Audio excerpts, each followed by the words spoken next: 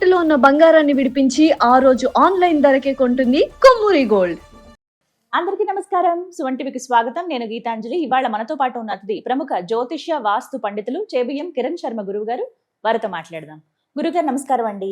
అఖండ లక్ష్మి సౌభాగ్యవతి భవ. గురుగారు, సంకష్టహర చతుర్థి ప్రతి మాసం వచ్చేది అయినా చాలా విశేషంగా జరుపుకుంటారు. కొంతమంది వ్రతంలా ఆచరిస్తూ ఉంటారు. ఈ పట్టు మేము ప్రారంభించొచ్చా అని కూడా అడుగుతూ ఉంటారు. అసలు ఎలా చేసుకోవాలి, విశిష్టత మాట్లాడదామండి. ఒకటి సంకష్టహర చతుర్థి అంటేనేమో దాంట్లో అర్థమే దాంట్లో ఉంది.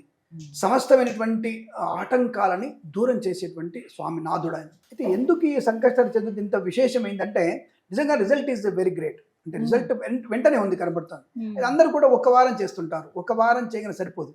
మన మధ్యకాలంలో ఒకళ్ళు నాకు కూడా మెసేజ్ చేసి, గురుగారు 7 వారాల వ్రతం గురించి చెప్తున్నప్పుడు అది అయిపోయిన తర్వాత 3 వారాలు అయింది గురుగారు, మరి 3 వారాలు చేసిన తర్వాత మాకు కొంత మాకు కోరిక తీరిపోయింది, మరి ముడిపోయాలంటారు.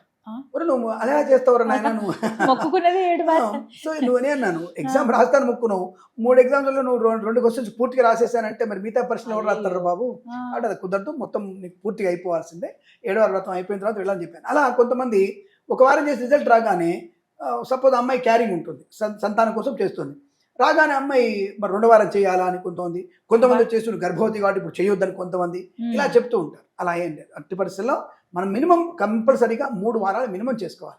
సంకష్టహరి 3 వారాలు. యాక్చువల్గా అయితే శాస్త్రంలో 5 వారాలు చెప్పబడింది. 5 వారాలు తప్పకుండా చేసుకోవాలి. చేసుకున్నట్టే 4 వారాలు దీక్ష, 5వ వారం ఉద్వాసన చేసుకోవాలి. సంకష్టహర చతుర్థి అంటే చాలా మంది ఉదయం పూట చేస్తుంటారు, సాయంత్రం కుదని చెప్పేసి. లేదు, అది ప్రదోష కాలంలో చేయడమే విశేషం.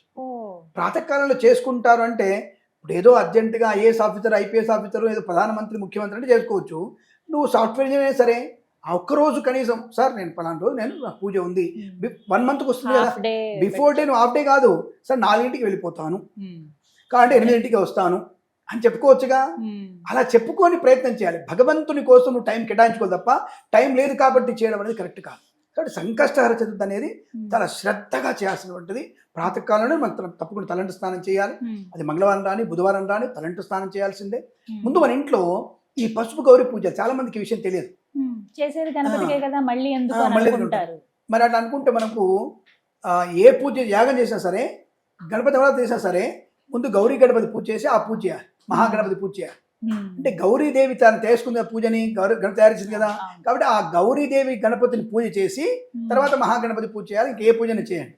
కాబట్టి ఇంట్లో మనము సంకష్టహర వ్రతం చేసుకున్నాం అంటే పొద్దున్న లేవగానే టకటక స్నానం చేసేసి గౌరమ్మ గణపతి చేసుకొని అక్కడ పెట్టేసుకొని, స్వామి ఈరోజు నేను సంకష్టం చేసుకుంటున్నా, ఏ ఆటంకాలు కాకుండా చూడను అటువంటి గరికలు అక్కడ పెట్టి ఆయన పూజ చేసి, ఒక ధూపం, ఒక అగరబత్తి, 2 అక్షంతలు వేసి ధూపం ఇచ్చి చిన్న బెల్లం ముక్క పెట్టేసి నమస్కారం చేసుకొని గిర్రమంటే 3 ప్రదక్షిణ చేసి యాగం చేసి దండం పెట్టుకుని, బాబు ఆఫీస్కి వెళ్తున్నా స్వామి, సాయంత్రం శ్రద్ధగా చేస్తాను, పరిగెట్టు, నో ప్రాబ్లం.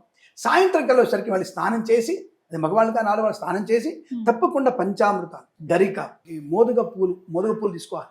తప్పకుండా ఆ పూలను పెట్టుకొని మనం అర్క పువ్వులు అంటే మనకి ఉమ్మెత్త పువ్వులు, తర్వాత తెల్ల జిల్లేడు పువ్వులు, ఇవన్నీ మనం రెడీ చేసుకొని మాలగా చేసుకొని స్వామివారి దగ్గరికి వెళ్ళి అప్పుడు మనం తప్పకుండా ఆ స్వామివారి దగ్గర పూజ అర్చన చేయాలి. మీరు అలా పూజ చేయడం వల్లనే ప్రయోజనం బాగా ఉంటుంది. మీరు తప్పకుండా ఆ స్వామివారికి తెల్ల నువ్వులతో కూడా మనం అర్చన చేసే ప్రయత్నం చేయాలి. తెల్ల నువ్వులతో కూడా మనం అర్చన చేయాలి. స్వామివారికి తర్పణం కూడా ఇవ్వాలి. స్వామివారి తర్పణాలు ఉంటాయి స్వామివారికి, తప్పకుండా తర్పణాలు పెట్టాలి మనకి. ఆ తర్పణ చేసేటప్పుడు గరిక, ఎర్ర చందనం ఉండాలి. దాంట్లో ఎర్ర చందనంతో దాంట్లో గీత గీసి ఆ గీత మీద గరిక పెట్టి ఆ గరిక పైన తెల్ల నువ్వులతో మనం తర్పణ వదిలిపెట్టాలి. శ్రీ మహావిష్ణు గణపతిని తర్పయామి, మోక్షదాయకం గత తర్పయామి అనేటువంటి ఆ తర్పణ వదిలిపెట్టే ప్రయత్నం చేస్తే అప్పుడు మనకి పరిపూర్ణం అవుతుంది. అది స్వామివారికి గరికతోనే అష్టోత్తర పూజ చేయాలి.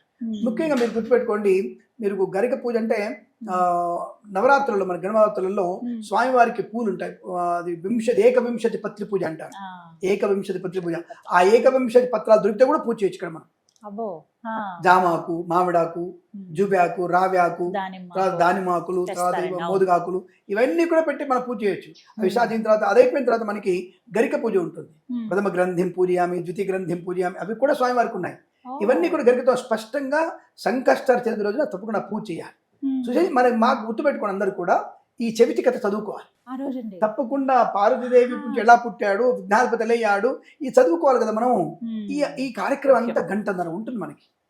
పంతులు గారిని పొలం అంటూ హడావుడిగా పరిగెట్టకూడదు. అందరం వెళ్ళి గణపతిని పూజ చేసుకొని పంతులు గారితో అత్తరు చేయించేసి హాయిగా కూర్చొని కథ విని హారతి తీసుకొని నైవేద్యాలు పెట్టి అప్పుడు మనందరం కూడా ప్రసాదాన్ని భుజించి ఇంటికి వచ్చి మనం పొద్దున గణపతి పెట్టాం కదా, ఆ గణపతిని ఉద్వాసం నక్షత్రం వేసి ఉద్వాసం చెప్పి అప్పుడు భోజనం చేయాలి. ఉదయాస్తమనం వరకు కూడా సూర్యాస్తమయం వరకు మనం నక్తంగా ఉండాలి. తప్పకుండా అంటే 2 పళ్ళు తినవచ్చు. 2 పళ్ళు తినేట్టు ఉండాలి. ఎందుకంటే మనకి షుగర్లు బీపీల కోసం కాదు, లోపల జఠరాగ్ని కోసం మనం తప్పకుండా 2 పళ్ళు తినాలి. తిని మనం సంకష్టారి వ్రతాన్ని స్పష్టంగా చేసుకుంటే పంచామృత అభిషేకం, ఉమ్మెత్త పూలతో పూజ, అర్కపూలతో పూజ, తర్వాత ఇవన్నీ చేసిన తర్వాత స్వామి వారికి సాంబ్రాణి దీపం ఇవ్వాలి. తీసుకొని మన అగరత్తులు పొడవు వంటి కూర్చేసి అక్కడ ఇక్కడ గుచ్చుతుంటారు. అవి ఆడపిల్లకి చెంగులు గుచ్చుకుంటాయి, మంటలు వస్తాయి. ఒక దగ్గర పొందిక పెట్టండి. హడావుడి పూజల వల్ల నేను ఒక్కదాన్నే గొప్పగా పెత్తనం చేస్తున్నా, ఈ గుడికి ఇన్ఛార్జి నేను, నాది పెత్తనం, నేను గుడికి అన్నదానం చేశాను. నువ్వు అన్నదానం చేసినా స్వామివారి ముందు నువ్వు బిచ్చగత్తవే, నువ్వు బిచ్చగాడివే. స్వామివారి ముందు బిచ్చగాడు బిచ్చగత్తలే. మనం అంత ఆయన భిక్ష ఇస్తున్నారు కదా, ఆ భిక్ష తీసుకుంటే బిచ్చగత్తలు అవుతాం, మనం బిచ్చగాళ్ళం అవుతాం మనం. కాబట్టి ఈ విషయం థాట్ ఉండాలి మనకి. నేను అన్నదానం చేస్తున్న 10 మందికి గర్వం వద్దు. ప్రశాంత వచ్చావు, నేను అనామక భక్తురాలని, అనామక భక్తుణ్ణి, 100 కోట్లు ఉండని, నువ్వు బెంజికాల పక్కన నో ప్రాబ్లం, నువ్వు చిరంజీవి కొడుకు అవ్వచ్చు, రామ్ చరణ్ అవ్వచ్చు, నో ప్రాబ్లం. దేవుడి దగ్గర నువ్వు రామ్ చరణ్ కొడుకు, చిరంజీవి కొడుకు కాదు, గణపతికి భక్తుడు అంతే. కూర్చొని కింద కూర్చొని పూజ చేసుకో. అక్కడ వచ్చి కూడా సెల్ఫీలు దిగుదాం, ఇక్కడ సెల్ఫీలు దిగుదాం. ఈ దరిద్రాన్ని పక్కన పెట్టి రావాలి మీరు. తప్పకుండా ఈ దరిద్రాన్ని ఫోన్ ఇంట్లో పెట్టేసి ప్రశాంతంగా వచ్చి దాన్ని పూజ చేసుకుంటే నిజంగా మా సంకష్టార చతుర్థి కనుక మీరు పూర్తి స్థాయిలో పూజ చేసుకొని సాంబ్రాణితో కనుక ధూపం వేసి మీరు ఎర్రచందనం గంధం మీద తర్పణం వదిలిపెట్టి స్వామివారికి కీర్తన ముదాకరాత్మోదకం సదా విముక్తి సాధకం కళావతావతం సకం విలాసి లోక రక్షకం. ఇది పంచరత్న కీర్తన బ్రహ్మాండంగా పాడితే గణపతి పంచరత్నం ఉంటుంది. ఇది పాడి ప్రశాంతంగా స్వామి 2 అక్షంతలు వేసి ప్రదక్షిణ చేసుకొని యాని కాని చ పాపాని జన్మాంతర కృతాని చ తాని తాని ప్రణశ్యంతి ప్రదక్షిణం పదే పదే పాపోహం పాపకర్మాహం పాపాత్మా పాపసంభవ త్రాహిమాం కృపయాదేవ శరణాగత వత్సల. ఇది నమస్కారం చేసుకుని దాని అర్థం వదలదు, అసలు పూజ అర్థం తెలియదు. పంచామృతం ఎందుకు వేస్తున్నాం, పాలు ఎందుకు వేస్తున్నాం, పెరుగు ఎందుకు వేస్తున్నాం, నీ బంధం గట్టి పెరగడానికి, నువ్వులో ఉన్నటువంటి పంచేంద్రియాలు బలంగా ఉండడానికి స్వామికి అర్పణ చేస్తున్నావు, తర్పణం చేస్తున్నావు, నీలో ఒక అహంకారాన్ని వదిలేస్తున్నావు. ఉమ్మెత్త పూల పూజ చేస్తున్నావు, లోపలటువంటి అగ్నిని నువ్వు ఆయనకు వదిలిపెడుతున్నావు. ఏం అగ్ని? కామ అగ్ని వదిలేస్తున్నావు. జిల్లడి పూలని పూజ చేస్తున్నావు, విషతుల్యమైన నీ మాటల్ని వదిలేస్తున్నావు, ఆయనకు అర్పణ చేస్తున్నావు. అన్ని విషతుల్యము తెల్ల జిల్లేడు, దాన్ని ఆయన వదిలేస్తున్నావు. ఎర్రచంద్రం ఎందుకు? నువ్వు అహంకారాన్ని వదిలేస్తున్నావు. ఇవి తెలుసుకొని పూజ చేస్తే సంకష్టాలు బ్రహ్మాండటువంటి యోగాన్ని కలిగిస్తుంది. అలా కనీసం మనం 3, 5, 7, 11 వారాలుగా చేస్తే అద్భుతమైనటువంటి గణపతి అనుగ్రహాన్ని పొందుకోవచ్చు. అష్టైశ్వర్య ప్రాప్తి ఖచ్చితంగా ఉంటుంది, అది జరిగి తీరుతుంది. కొత్తగా ప్రారంభించాలనుకుంటున్నామండి అనే వాళ్ళు ఎప్పుడు ప్రారంభిస్తారు? ఒకటి ఎప్పుడైనా ప్రారంభించవచ్చు. దీనికి పలాని ముహూర్తం అట్లా నేను సంకష్టాలు మంగళవారం వచ్చింది, మంగళవారం ప్రారంభం చేయండి. దానికి ఒక నక్షత్రము నాలాంటి చెప్తాడు. లేదంటే మీరు జన్మ సంపత్తార బాగుంది, విపద క్షేమతార బాగుంది, సాధారణ తార అక్కర్లేదు. భగవంతుడు చేయడానికి నువ్వు ఎందుకు తారబలం చేసేదాని పూజ? నీకు ఆటంకాలు పోవడానికి ఆయన పూజ చేస్తున్నావు, దానికి ముహూర్తం ఎందుకు? నేను పెళ్ళా పేరంటావా? నీ పెళ్ళి అయితే ముహూర్తం పెడదాం, నువ్వు గృహప్రవేశం ముహూర్తం పెడదాం. నువ్వు దేవుడి పూజ ముహూర్తం ఎందుకు? మహాశివరాత్రి ఈశ్వరుడు పూజ చేయాలి, అది అమావాస్య కదా మరునాడు. మహాశివరాత్రి అమావాస్య కదా, మరి అంటే పూజ చేస్తున్నాం కదా. కాబట్టి ఈయనకు పూజ చేయడానికి ప్రత్యేకంగా ఒక వారం ఒక తిథి ఏం అక్కర్లేదు, బ్రహ్మాండ చేయొచ్చు. ఒకవేళ హస్తా నక్షత్రం బుధవారం వస్తే విశేషమైంది, అది వదిలిపెట్టకండి.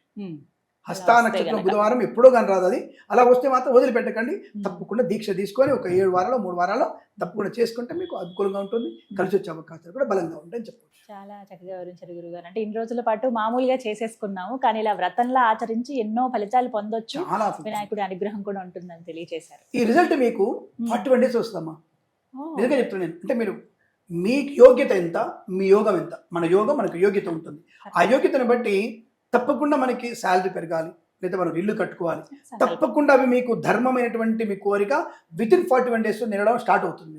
ఇది ఛాలెంజ్ చెప్తున్నాను నేను మీకు. మన సుమన్ టీవీ దగ్గర నేను ఛాలెంజ్ చెప్తున్నా. 41 days ఎంత నిబద్ధతగా మీరు చేస్తే మీది అయిపోయిన దీక్ష అయిపోయినటువంటి 41 days ఇది జరుగుతుంది మీకు. ఇది నా అనుభవంలో చెప్తున్నాను. నా అనుభవం ఏంటంటే చాలా టీవీలో చెప్పాను, మన్నాళ్ళు కూడా చెప్పుకుంటా నేను. మనకి ఈ సప్త శనివారాలు ఎవరితో చేసినప్పుడు నిజంగా నాకు అప్పుడు ముక్కులో బ్లీడింగ్ చాలా అయ్యేది. అప్పుడు నేను మనకు కూడా చెప్పాను అనుకుంటాను. ఆ ముక్కులో బ్లీడ్ అయినప్పుడు అసలు ఏడాదిపోయినా నన్ను అసలు నాకైతే నేను అందుకే 10 సార్లు చెప్తాను, ఎందుకంటే నేనే రిజల్ట్ ఉంది, దానికి నాకే రిజల్ట్ ఉంది. ఇప్పుడు నాకైతే అసలు మరి అదే ముక్కులో వేలు పెట్టుకోవడం శుభ్రం చేసుకునే అలవాటు ఇప్పటికి పోలే. అది కానీ అసలు నాకు నిజంగా ఏది వెంకన్న స్వామి ఇంత 3వ వారం 4వ వారంలోనే అద్భుతం మిరాకిల్ గా చేశారు నాకు ఆయన. తగ్గిపోయిందంటే మావిడ అదే అంటాను. నిజంగా ఆ పూజలో ఫస్ట్ డే ఉన్నా నేను దండం పెట్టుకోవడానికి. తర్వాత ఇంకా మీలాంటి వాళ్ళు వస్తుంటారు, ఇంటర్వ్యూలు పూజలు పోయినా అక్కడ రైట్ ఓకే దండం పెట్టుకోవడం. ఆ వెంకన్న స్వామి నన్ను ఎట్లా దారి తినడం పెంచారు. కానీ మావిడ శ్రద్ధ ఏకాగ్రత ఆవిడ వల్ల నాకు పరిపూర్ణ నిజం తప్పకుండా కలిగింది. I'm very happy. నాకు తప్పకుండా అంటే ఇంత కాన్ఫిడెన్స్ అదే చెప్తున్నాను, ఇది అవుతుంది 40 అది జరిగి తీరుతుంది ఇది ఖచ్చితంగా. సో నా దగ్గర చాలా ఉదాహరణలు ఉన్నాయి. మేము అన్ని తప్పులు చేస్తూ ఉంటాం కదమ్మా, అందరూ పాపలు చేస్తూ ఉంటారు, తప్పులు చేస్తూ ఉంటాం. తెలిసి చేసినవి కొన్ని, తెలియక చేసినవి కొన్ని, పాపాలు అందరూ చేశాం. కానీ దాన్ని రియలైజ్ అవ్వడం ఒకటి, ప్రాయశ్చిత్తాన్ని పొందుకునేవి కొన్ని ఉంటాయి. ఆ ప్రాయశ్చిత్తాన్ని పొందుకోవడమే మనలో మార్పునే పూజలు పునస్కారాలు. పశ్చాత్తాపం ఉండాలి, ప్రాయశ్చిత్తం చేసుకోవాలి. తప్పకుండా చేసుకుంటే ఫెయిల్ అయ్యాము, మళ్ళీ రాద్దాం ఎగ్జామ్, బెటర్ పర్సెంట్ రాద్దాం, అంతే. ఎక్కువ అనుగ్రహం వస్తుంది అప్పుడు. చక్కగా సంకష్టాల చతుర్థిని మిస్ అవ్వకుండా మీరు చేసుకుంటే నిజంగా ఫలితం మాత్రం అద్భుతంగా గణప ఇస్తాడు. ప్రతి మాసం వస్తుంది కాబట్టి చేసుకోవచ్చు. చక్కగా వివరించారండి, ధన్యవాదాలు. శుభం. అఖండ ఐశ్వర్యం వస్తూ. నమస్కారం.